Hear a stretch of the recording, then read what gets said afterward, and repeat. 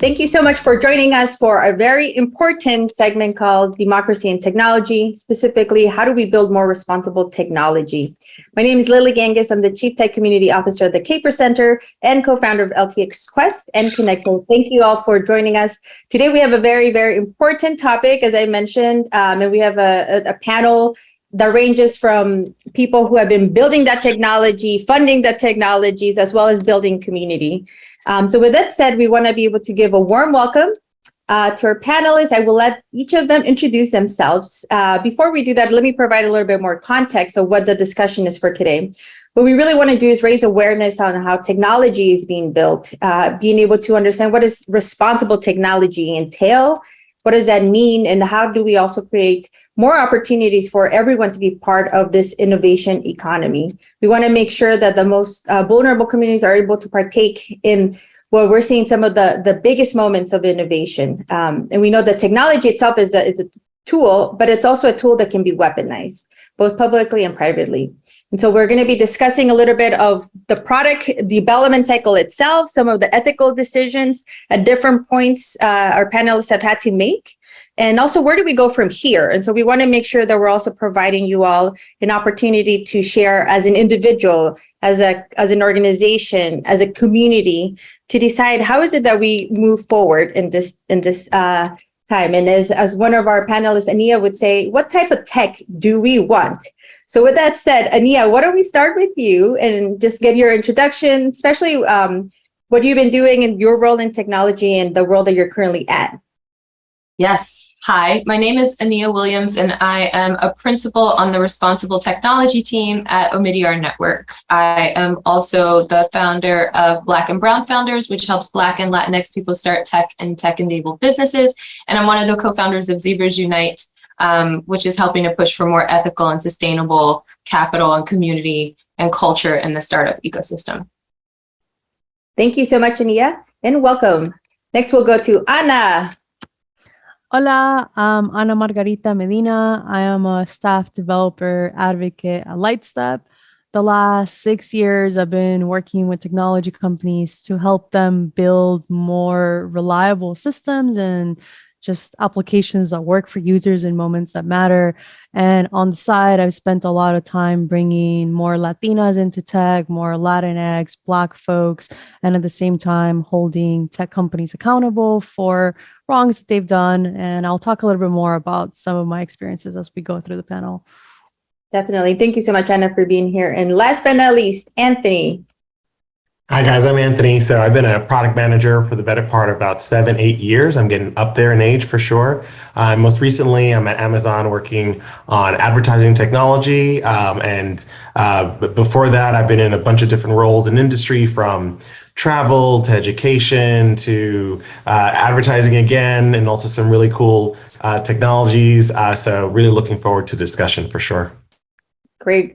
So Anthony, with that said, since you've been in a lot of different set of companies, including Amazon, which a lot of folks here are going to have a lot of comments about, that sure. We want to be able to have a frank conversation. But before we dive into a lot of that era, can you, from your experience, since you've been in the product management side, for the folks who may be new to this, if you can just provide a little bit of context of what does product management entail? Like how are products built, from the design, the building, the launching, the maintenance, et cetera? Maybe from your experience, some of the things that maybe some folks may not be too aware of, right? Because sometimes we don't know what goes behind the scenes.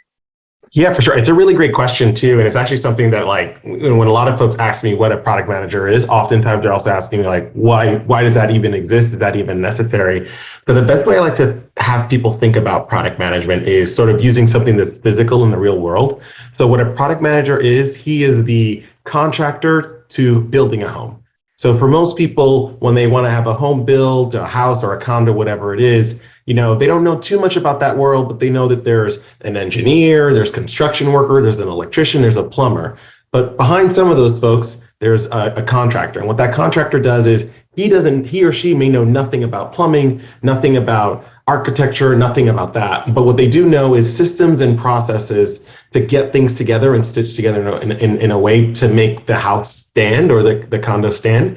They're a little bit different from a project manager because they're not just necessarily following a a timeline. They're really focusing on, at the end of the day, when we finish delivering whatever it is, it solves the problem that was proposed. So essentially, if somebody said, I really want a 3-bedroom, 2-bedroom house because we're planning on having kids and we want to have a big backyard and we want the kids to be happy, we want it to be in a good school district, the product manager is thinking about all those different like requirements, let's use that word, to sort of understand that, okay, we have to have these 10 different things put together so that Lily will be really excited about buying this home. And we got to make sure that the pricing is around here and it's not too far for a school. So a product manager is someone who really spends a lot of time on the why something is being built to really make sure they understand who they're trying to solve this problem for. And that might sound like a really obvious thing when you're building a business, but oftentimes, especially with technology, and maybe the reason we're having this conversation is it's very easy to get taken off the sidetrack or have that scope increase, right? So you might say, yeah, I want to build a house. But the developer who bought that entire block might say, yeah, but why are you making the bedroom so big? We don't need the bedrooms to be that big. I think 200 square foot is perfect for a bedroom / New York City. So those are the things that a product manager wants to push back against, right? Is to basically say, yeah, I know that you as a developer really want that, but I know that the little girl, little boy, the person who's going to be in this room is actually going to be really miserable with that. So a product manager also, serves as a bit of a pushback force on some other stakeholders who might have a really good reason to want something to be A, B, C, D, but it doesn't really make that better. So back to your original question, not to drag out too long. So when you're thinking about sort of designing what it looks like, what it feels like, there's a lot of other specialists on board. Don't think that the product manager is the one leading the charge. What that product manager really is doing is they're being your advocate in a lot of those different meetings and making sure the best thing ships. And so that's what a product manager is. They're the contractor that gets everybody in the room, gets everyone singing in harmony, and make sure that when the thing is delivered, you have a really good person to yell at, right? You could find the product manager, basically say, hey, this bedroom has 3 walls. I don't know about you, but shapes are a thing, and I really am not happy with this bedroom. Does that help? That helps. Thank you so much, Anthony. I know for the folks that are listening, put it into the chat of as well some of your experience, as maybe you've been a product manager in your life and you haven't realized it. So welcome. So Anna, we'll go to you to also just reflect on your own experience where you've been able to really build products from different areas and at different scale. It would be great to also just reflect on your experience as well of what should we be learning from past generations, from past designers, builders, especially given how fast technology is being developed and deployed. So I wonder, we'd love to get your reflections on that, especially just on the consequences we're starting to see impacting our communities of color. It's funny because like I actually end up being one of the first people that walks into that house and it's kind of like banging at the wall like this paint is peeling, or like I can actually rip the entire wallpaper, like what's going on? Like that's a security flaw. That's kind of part of like the job that I do as a developer advocate. But I also go talk to those users that this house is being built, that this product is being built for. And we really get to hear like, what is it going to be used at in a small home, or what is it going to be used at in a very large apartment building? So from like giving a SaaS software to a startup to rolling it out to an enterprise company, like the users are going to have different concerns. And I get to bring that to the table. But in my experience, like I've kind of been like a person that wears a lot of hats in my jobs. So I get to build stuff, I get to comment on it. And like now I do a little bit more of advocating and like strategy work. But with that, I also kind of bring to the table, like, let's talk about like the concerns of why we shouldn't be doing this. What are the ways that this can actually be really harmful for a user, like the impact that it can have on mental health? Or when we look at platforms like within social media, like these can really create for massive attacks and like bully and like hate campaigns. And sometimes like that's not the focus of the contractor. The contractor is getting those requirements in. We're going to see some product folks that are going to really take these in. But when I am more of an ally for the community and thinking about like, we need to build something that folks are going to use and like have a good experience with, that's a little bit more where my expertise comes in.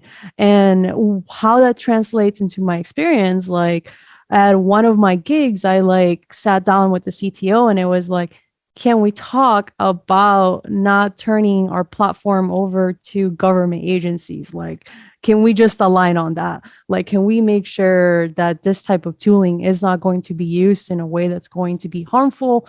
And for me, I was specifically pointing out something like ICE, where I was like, this is where I like draw extreme lines because it's so close to my communities. And as like that second part of the question, like, what should we be doing to learn from prior generations, from historical changes that have gone on to this?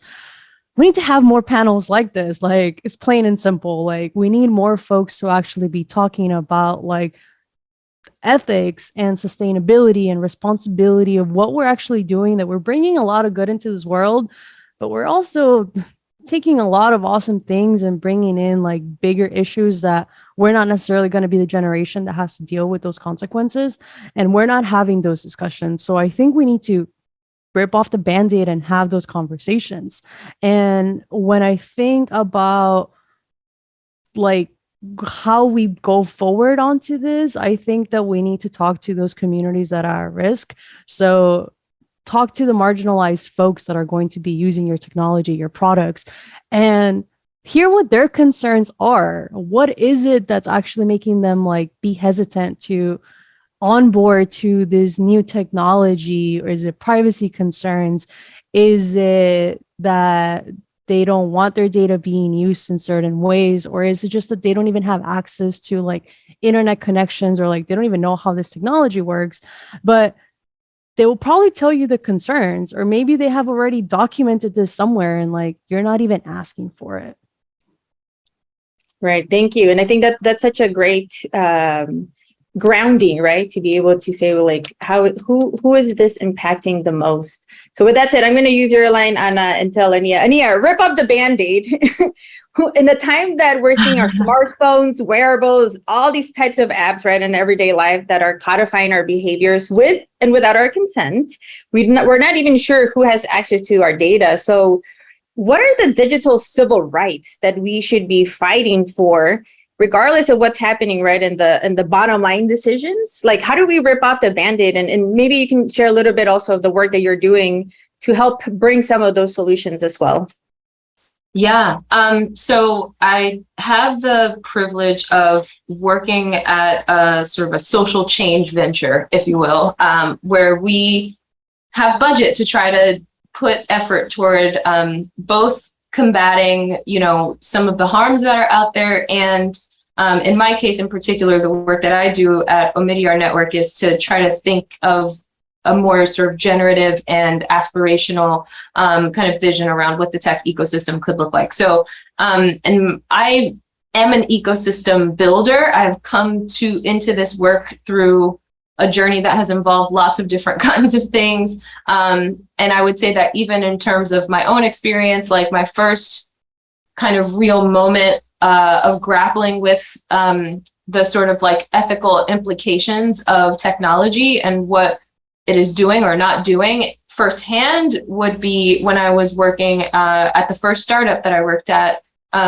which made a kind of a messaging app for smartphones. It was like one of the first kind of social networking messaging applications. And there were a lot of things that while I spent some time being a community manager and helping with like tickets that would come in from users that were having lots of experiences. I mean, at the peak, the app was being used by 30 million people. And like, if you even think about, like, this was before like Facebook Messenger really became like a thing. This was like actually a lot of like the heyday of like Paytel, Viber, like all of these different kinds of apps. And, I really got to see firsthand the kind of experiences and the kind of challenges that users were experiencing, and also watch our team try to do their best and also like regularly fail at trying to like rein those things in when you're like jockeying between that and like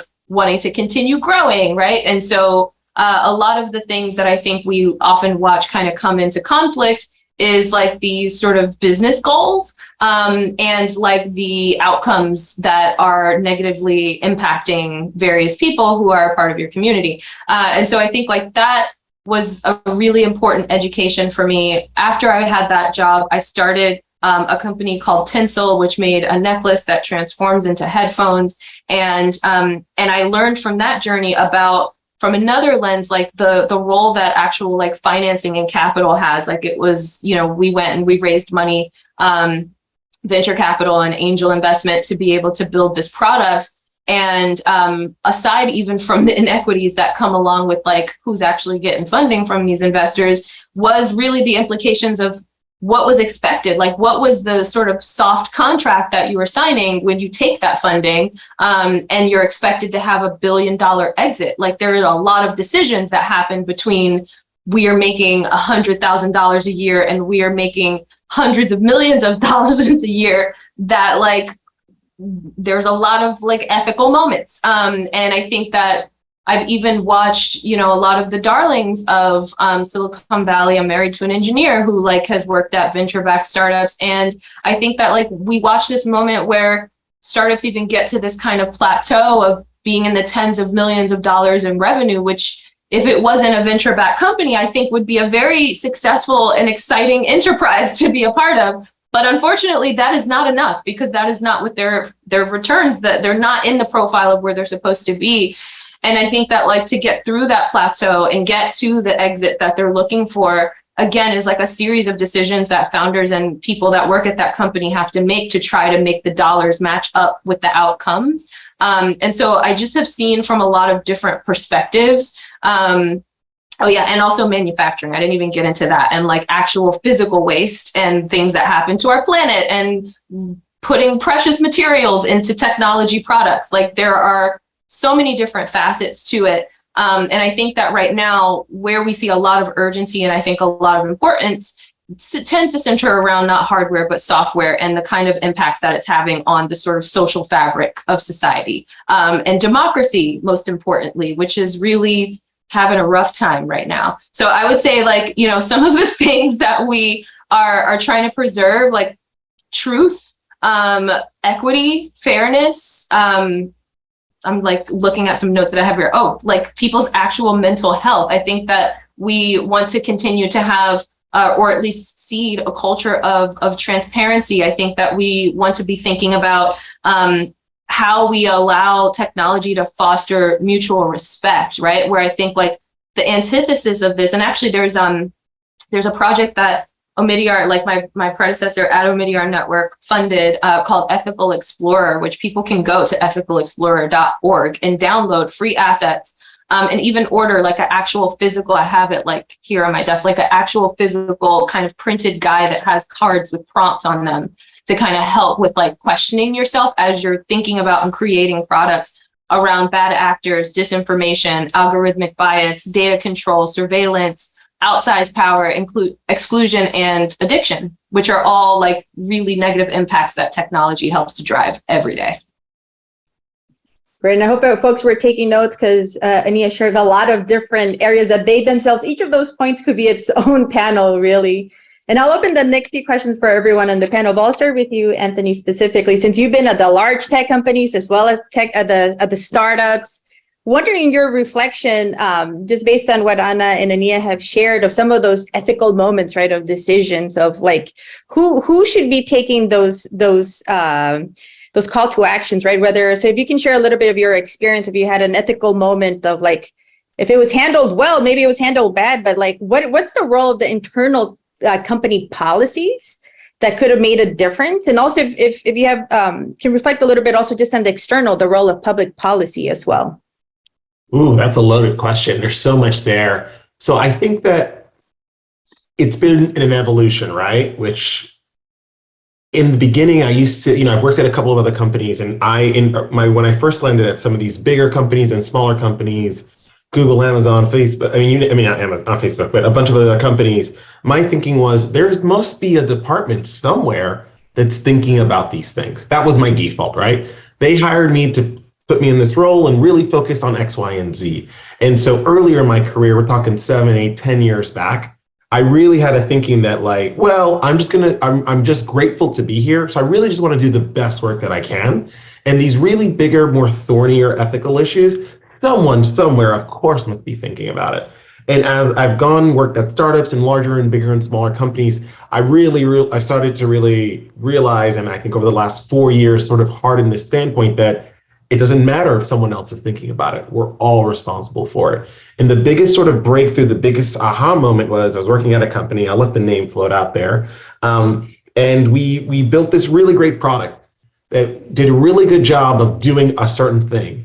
And, we had thoughts about like, well, somebody could use this in a bad way, maybe in the way we didn't think about it, to do something less than good for humanity. And our thinking was, well, no, after we leave, other people will be around and they'll have the same principles that we do. And that was like, again, like very naive, like, no, not really, right? Leadership changes, goals change, business goals change, companies change hands. Sometimes you get acquired. And so that's why it's really important when you're building these products, these services, back to that contractor role, back to that product role, product thinking, right? You have to really think about, how do I safeguard my users even after I leave? Because one of the big things, and this is sort of something that's really becoming a bit more prominent, especially in the product management circles, is you might build the thing, you might build the mousetrap, but the mousetrap may not always be set to go for mouses, right? And once you leave and if somebody decides, hey, instead of doing this thing, why don't we target this thing over here? You are responsible for that one way, shape, or form, because you were there when they were laying down the foundation for that. So one of the things, to sort of wrap up the thought here is that I think about, how do I put safeguards into the systems, into the tools, into the products that I'm building, so that after our team leaves, after all the best-minded, all the folks who are paving the path of good intentions, after we all leave, if somebody decides to point this thing in a direction that we don't think it should be pointed in, how do we make that very difficult to do, or really not ideal, or maybe even not necessarily make the thing break? You don't want to do that, but you definitely want to make it difficult to point the thing in a direction that should not be pointed in. You can't always do this. It's really hard to do that, because what you're really asking someone to do is be clairvoyant, and be able to know that, we're on team blue, and it's a bad color. You're on team green, and all of a sudden someone decides to point it at team brown. You want to make it so that it's very clear that, like, you can't shuffle the thing over there. But even if you can't do that, then it's also really important too to sort of, if you can't productize that, just not to get into industry lingo, but if you can't productize that, then maybe you can make that organizationally difficult, right? Okay, well, if you want to do that and anyone wants to change this button, then legal needs to look at it, policy needs to look at it, the sales needs to look at it, it needs to go to the board, right? And you frame that into the structure of the company. Again, you can't always do that, but that's the way I always start thinking about it, right? Is like, once we build this mousetrap, and this mousetrap is built, the wood to make a mousetrap, to make a dragon trap, is now locked behind legal.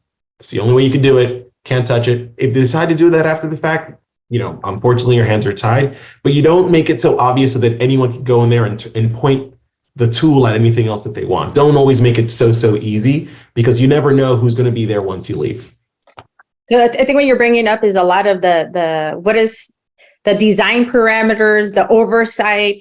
Where does the buck stop, really, right? And especially in these large organizations. And I know, Anna, specifically, you've been able to also directly take on your leadership. You've been able to internally be able to question a lot of the internal tech workplace policies as well. Maybe if you feel comfortable, we can share a little bit of that, as well as your take on how is it that we can hold some of these tech companies more accountable, while also, understanding that, like Anthony said, like sometimes you may be going into a tech company to build a product, and now you have this huge responsibility as well, that we're all responsible for it. So we'd love to just get your thoughts on that as well. I have a lot of thoughts about this. I 100% agree with Anthony. Is like, we're all responsible. Like, when you come in to exchange your time for a paycheck, you're now representing a company, and you want that company to do well, because that means more paychecks, of course. And at the same time, like, you want to feel good about it, but we also have to make sure that, like, you're upholding your ethics and your own morals at the same time. And I think that's the reason that I love working also with, like, more diverse communities, because it's like we're closer to those values and morals and more likely to hold people up, but like it sucks that we're the ones having to do that. And at least that's been my experience, where it's like, if it wasn't for me being one of the few people in the room to say something, like no one else was going to. So a lot of it is a call to action for privileged people like white men in conversations to really realize that they're holding the most capital, whether it's money or actual just social capital in the world, that they should really say something. And as far as my experience, like I've actually may have shared about this at the last LTX like fest as well. I actually decided to co-lead a class action lawsuit against Uber. So it was to the point that this company like had a lot of wrongdoings, and like there's a whole bunch of information online about the wrongdoings. But when it came to where I could actually make change, started working with lawyers, and we started realizing there was like a pay discrepancy between women engineers and male engineers. And specifically when you look at engineers of color versus the more predominantly white and Asian engineers that we had at the organization. And we were able to form a class action lawsuit that we settled with Uber, that it was $10 million settlement that covered 488 engineers that were women engineers, Black engineers, Latinx engineers, Native American, and mixed race. So that was great because it was a way to be like, hey, tech company, we're going to hold you responsible for you and like not giving us the pay that we were meant to get. But at the same time, like we made sure to go above and beyond and not do that. We actually put policy and systematic changes in play. So we made it in a way that it was like, any person that is marginalized that's coming in as a software engineer to this organization needs to have mentorship, needs to have a check-in system, the ability to have a buddy, an ability for them to kind of like onboard to start a big tech company. Like, not sure what this company's called anymore. But it was a way that they weren't just getting lost, and a manager could just say like they're not performing if they didn't even know how they were doing in relation to their peers. And a lot of it came back to like work with the lawyers to make sure that you're doing diversity reports, that folks were getting paid for diversity and inclusion work, like things that people were doing because they felt responsible because they worked at that company, but leadership was actually taking for granted. How is it that we can be proactive and actually incentivize folks to be like, hey, build something that you're proud of, like those NPS scores that we have for culture? Like, would you refer this workplace to a friend? You want folks to say yes, and folks might be more likely if they see other people like them, they know that their careers are up leveling and such. And then kind of like try to do that still, even without being at tech companies. Like, I kind of have the privilege to have a voice in the technology industry and be able to use my platform for calling out organizations when it's the monopoly of sectors within the technology space, or just like portions of the technology space that I feel like are being created by white men for white men, and we're not voices in the room. We're not allowed. Our opinions are not counted. So just kind of try to advocate as much as possible. And it's not easy. You put yourself at risk, kind of like Anya's point earlier, like that mental health portion does take a big toll. Like, it wasn't easy to lead a class action lawsuit for such a big company, everything being on the press. But I also had the privilege of relying on like solid communities within like Latinos in tech space that were able to like uplift me as I was going through that. And a lot of it was, we're going to make it better, and hopefully the next generation is able to learn from us and realize that they themselves can actually make a change. Great. Thank you so much, Jen. I mean, you covered so much, both you putting yourself and using your voice, right, internally, the risk that comes associated. And this was back like before there was more tech activism, which is now becoming a word. And Ania has been following that as well. And being able to really look at what can we do to also provide more of our build a community, right, to provide resources for folks who may be in your space. You may be wanting to do the right thing, you may be questioning, but at the same time, how can you have a community that supports you of resources, as well as being able to have access to, as you were mentioning, the leadership that is there and the changes. So thank you for sharing your story with that great detail. And on that note, I'm going to go now to Ania, specifically to, as you've been in the funding side, you've been both on all the different sides, as an entrepreneur, as a community building, now as a funder. And now that, as you mentioned, some of the way that technology is threatening democracy, right? And now with Anthony and Anna, there are great examples of folks who have spoken up internally and trying to also just hold the tech companies accountable as well. And from your area, what is the role what stakeholder is missing that we need to be engaging the most? And then also to close it out with this last question to wrap it in is, with that said, if you had all the resources in the world, what would the tech that you want to build entail or be about? Ooh, okay. That's a multi-pronged question. Before I really get into it, I just want to say thank you for your contributions, Anna. I think it's such a bold and important act to lead in the way that you have been leading. And I'm so grateful for people like you. But to respond to your question, I think in terms of stakeholders, I would say that there's not even so much that there's a stakeholder missing as the stakeholders we have, in order to at least mobilize toward more positive outcomes, need to align and reorient themselves. I think that there's just a lot of fragmentation in terms of people's understanding. And I think that we will greatly benefit from a shared story and a shared understanding of not only the problems, but what is possible in the future and what role people can play. I would say that in what I've learned since joining Omidyar Network, which I've been there now for 2 years, is it's interesting to kind of see and hear of what they were doing before I came and kind of where things have shifted, and I say this not to be uncharitable about my current employer, but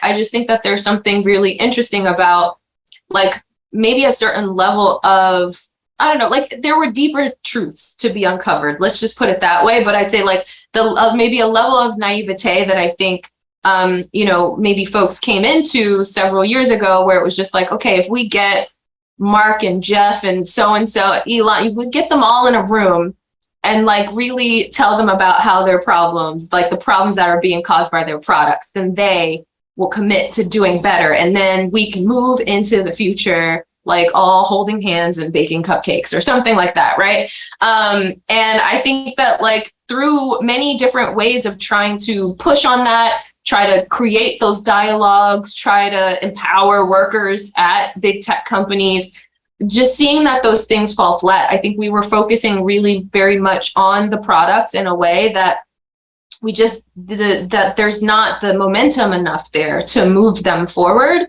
And so I think, there's this question even of so one, I would say that in a pivot, right? I would say that our work kind of falls into two kind of categories. One is a bit more adversarial and one is a bit more aspirational. And I would say on the adversarial side, there's this overarching question about who should and is doing the regulating, right? I think on a obvious level, you're government and laws, but I'm those things move incredibly slow. And yes, those are important things and we should be doing them. And my colleagues who work on that stuff are doing God's work. But I'm also just those things move incredibly slow. And also in the age of social media, where a lot of us live online to some degree as well, there is now there's not only the courts you go to where there's lawyers, there is the court of public opinion, and there's a lot of opinions out there. And I think that that also actually has an impact on these businesses and what ends up happening, not just people, trending hashtag delete Facebook or whatever, which sure, okay. But also I think of the kind of ways that starts to spread and people start to have impressions of companies. So we'll say this, one, Anthony, I'm sure, is like an amazing get for Amazon, and they're very lucky to have him. Like, what would happen if like Amazon and everybody, sorry, if Anthony and everybody like Amazon, I'm sorry, like Anthony, refused to come and work at Amazon, right? Like if it actually started to pose a real talent risk that like, oh shit, we can't actually hire the talent that we want because people won't work here because we are ruining something important. Like it would also change things, and no laws were passed to do that, right? So I think that there's like this part, the other part of it, which I would say speaks more to the aspiration and sometimes dips its toe in the adversarial, is about like how we swim upstream to influence culture. Like, I think that that is one of the big lessons that the work that I'm doing really drives on, is that like, we can't really create and expect to sustain ethical tech products and ways of working when the waters we're all swimming in are like tainted and like pushing us in a certain direction. Like if you have to change culture to change the outcomes, right? And so I think that it's a different way of really thinking about it. And that gets me to your second question, which is really about like, what can people do? How can people engage with this? I believe very deeply in the power of community. And I think that there is a lot of building to do, a lot of organizing to do, especially people who identify as more progressive or more on the left end of the spectrum. I think that there is at least some understanding around like, these are the things we don't like, but we haven't actually started to define what we do like. So then we can unite around those things. And so I feel like that is a major effort that is starting to take place. It is moving a bit slow, but I think we will get there. And a lot of that is really driven by people figuring out what role they want to play. Like in any system, everyone has a role. I think people are maybe unsatisfied in some cases that they are playing a role they do not want to be in. So in the new thing, right? Like if we're in the dark times right now, and we would like to shorten them as much as possible, in the after, what's your job going to be, right? Like, and I think that people starting to think about that today and starting to think about how that is like something that's a path that they carve for themselves, and they do that in community with other people, is one part of the answer. I think maybe a really important part. That is like the stage that I see us at right now. It's like, what role are you going to play, and who are you going to be accountable to in your community, and like how is the community itself also going to be accountable to what it defines as its values and its beliefs, and what it is actually trying to build and continue and sustain into the future. Exactly. And I think that there's so much to unpack there, especially on being able to think of building new systems, right? We have to let go of some of the way we've been conditioned now to really see that, and being able to just really align on some of the foundational items, which are values. So with that said, Annie, I'm going to take that thread and give it to Anthony and Anna to close us out of what is in this new system that we can be building all together, right? What is your role, and what is the type of technology you would like to see and build, since we're in this aspirational role? So we'll start with whoever wants to jump right in. It's We'll funny. do a quick lightning. We'll do a lightning round on this, and then we'll go ahead and close out. It's funny because for me, a lot of it is community awareness. Like I did find the sweet spot in like community advocacy as much as I get to continue doing engineer product work. But a lot of it, of like what my sweet spot is being able to listen to folks and being able to empathize, relate to them, and amplify a lot of what their wants are. And I want to do more within mental health. I think I say this every single year, and most folks know this, but give me a lot of money and I got some really good ideas of ways that we can kind of be a little bit more proactive for the new generation's mental health, and make sure that we proactively work against the tainted waters that are within. Like I do think there's like capital can't just be blasted off like the way that it has been, because the metrics that they're going to hold me accountable to are not the same. But I do think there's something to say of like, we can be a lot more proactive about helping the next generation not suffer as much as we are, as much as we don't like to talk about it. Love that as well. And I think we know a few funders that are watching and in this panel. Anthony, your thoughts and reflections on that.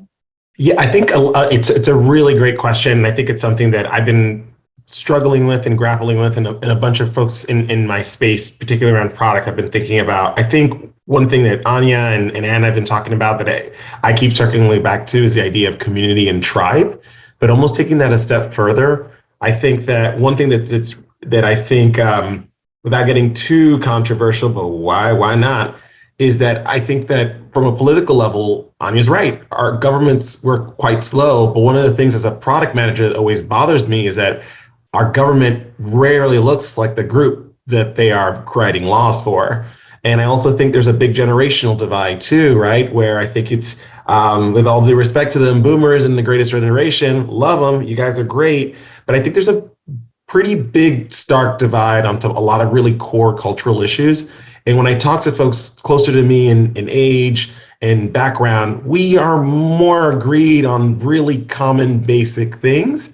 And so without, again, getting too controversial, but I think there's nothing controversial about humanity is that like some court cases that were decided recently, I don't know anyone my age or growing up in my background, it doesn't feel like that's fundamentally wrong. And it shouldn't be controversial. So I'm excited that at least the last couple of companies I've worked at, thankfully, they've all sort of put statements out there saying, hey, we want to support X, Y, and Z. But I think a lot of that is being driven because of the user base, right? Because of the employees in the company. And so I think that's one thing that I feel like we need to coalesce around a little bit more, not to just not mansplain, but just repeating a little bit what you guys are talking about. I think there needs to be more community. But I think a secondary thing that I've been really thinking about is a space for debate, a healthy space for our communities to debate that aren't like and not knocking them on Twitter or Facebook. I think we need a place that really like, almost like what would it look like to see a structure like a Vox. I really enjoy Vox. They do great content. They're really like very explainy about stuff, and they use great analogies and systems, and it really helps break down conversations. And then I want to see people discuss and have like honest, clear debate about it. Because one of the things that's really bad is that 95% of, no, that's aggressive, 85% of the stuff we really agree on. And it's that last 15% that really divides us. So it'd be wonderful to be like, well, guys, look, that last 15%, let's go get it, right? Like what is the last 15%? Here's the stats on this, here's the stats on this principle, and let's start getting together. And I'm not saying it's all cute. I'm not going to claim to get Jeff and Jack in a room together and that'll solve everything, but I don't really care about them. Please pay my bills. I pay my paycheck. What I want is us as a group to come together and say, hey, we agree on these 85%. This is the thing I'm a little iffy on. Explain to me how you feel that way. Great, we feel that way. And now I'm going to vote this way. Right? These are the 17 candidates who feel really strongly about that way, because the governments can't move that fast, but we sure as hell can make them look real different way faster than that. And that's the part that gives me a little bit more hope. And then not to completely take away from, sorry, this is becoming a very long lightning round, but on the product side, and at least in the corporations, I think there's one thing that we could really do, and that's within our own groups, establish tenets, establish principles about we're a product team, we're a design team, we're an engineering team, and we're creating a notification function. Let's think really hard about what it means to take away somebody's attention. Why are we calling them away from this thing? And once we do that, and we don't want them to buy cookies anymore, what could someone use that button for? And let's take responsibility for that. And I think those are the two things, right? Like be much more active, not necessarily in the political process, but in the tribe community conversation. And then in our own companies, like at least establish what we want our principles to be. They don't need to be political in nature, but let's just say we created this mousetrap. How do we envision people using this mousetrap in the future? And let's codify what that looks like. And I think between those two things, hopefully we could get out of the darker times faster. There was only just one thing that I would kind of add to kind of enhance what this like last point was about debate, because it kind of reminded me of just this really important facet of community, which is the ability for the community to engage and have discussion about trade-offs. Like I think of it personally a little bit different than debate, because I feel like debate is something that people can drag you into as like with bad faith. But I think that like the conversation and what I took away from Anthony's really salient point is that like we absolutely need to create spaces for discourse and for people to kind of have discussion so that they can make decisions and move forward together. That is the quintessence of democracy, is people being heard and having a vote and like things happening. And I think like really we just have not built up a muscle like in our society, especially in American society, to engage with trade-offs. Like trade-offs are everywhere. Somebody sold us a bill of goods believing that we could have everything we want, and that is not true. And I also just like, I feel like the other side of this is not utopia, maybe even. I think like the things that will prevent our self-destruction as the human race might not be the things that people find to be utopia. But like, let's just start with like not hurtling toward our demise first, and then we can work on the utopian part later. Right. And I think what you're bringing and part of the reason for this panel was to really start that conversation of the agreeing to disagree, right, in certain areas, agreeing to have bring up some of the critical topics that a lot of the times, and especially when you're in product roles, you don't really sometimes have an opportunity to talk with the folks that are regulators, right? Sometimes, as was shared earlier, sometimes folks, especially if they're new, are just so into the weeds of doing their own work that they don't realize some of the consequences of what they're contributing to. So I hope that today helped bring some awareness. I know we could have gone even in so many different directions. However, just some of the key takeaways is like, we're all responsible. We're all, the stakeholders are at the table, and it's really internally, there are some examples as you learned today, as well as what else can we do externally. But as Ania said, it's going to take everything in inside and the outside as well. And as Anthony said, the debate is important. The having the opportunity to have critical conversations to decide what is the missing parts that we want to build, what do agree on, but then also what don't we want to build. And I think being able to identify the yes and the no's are important. And as Anna mentioned, it comes back to community. And so this is why we have this space. And I hope that the folks who are watching can follow all these amazing panelists and friends and community builders as well. So you could also just learn about all their great work and the resources available. So with that said, I just want to close it out and say thank you to each of you for your time. You know, I love all of your work, and I hope that we can continue to have these types of conversations so we can build the tech that we want. So thank you all for joining. Bye.